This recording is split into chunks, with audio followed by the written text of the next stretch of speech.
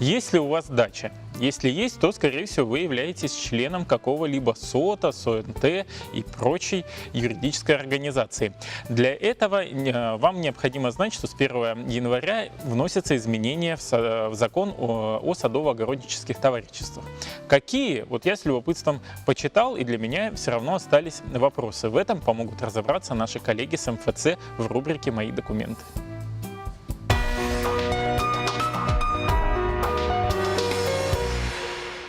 Доброе утро, уважаемые телезрители! Сегодня я вам расскажу о введении нового закона о садоводстве и огородничестве. Данный закон отменяет старый закон, действующий с 1998 года, и вводится в действие с 1 января 2019 года. Что необходимо в основном указать в данном законе, это то, что дачное хозяйство отменяется и совмещается с ведением садоводства. Ведение садоводства теперь включает также строительство жилого дома, садового дома и ведение и постройку хозяйственных строений. Также вводится новое понятие о огородных земельных участках. Но в данном случае по огородным земельным участкам все остается так же. Строительство на данных участках не допускается, капитальных строений. И в новом законе также будет введено две формы ведения садовыми товариществами. Это садовое или огородническое некоммерческие товарищества. Данный закон в основном касается данных товариществ и устанавливает новые правила их функционирования и организации, а также ведения учредительных документов. Что необходимо знать гражданам? Что садовые земельные участки приравнены к дачным земельным участкам. И изменение видов разрешенного использования, такими как ведение садоводства, ведение дачного хозяйства, не требуются, они считаются равнозначными.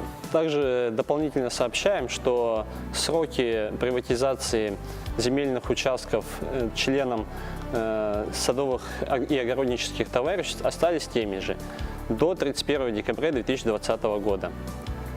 Также необходимо отметить, что для земельных участков под ведение садоводства и дачного хозяйства ведется упрощенный порядок для регистрации жилых строений на таких участках. То есть до 1 марта 2019 года не требуется получение уведомления о начале строительства для жилых строений, расположенных на данных земельных участках.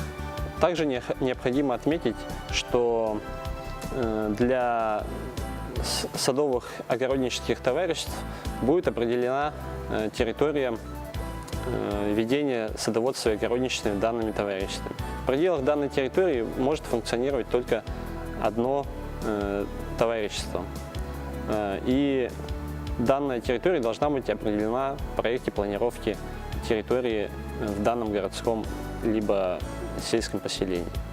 Изменение видов разрешенного использования необходимо только в том случае, если ваши земельные участки состоят на кадастровом учете с видом разрешенного, отличающимся от ведения садоводства или ведения дачного хозяйства. Вот это все, что необходимо знать о новом законе. Спасибо за внимание. Хорошего дня.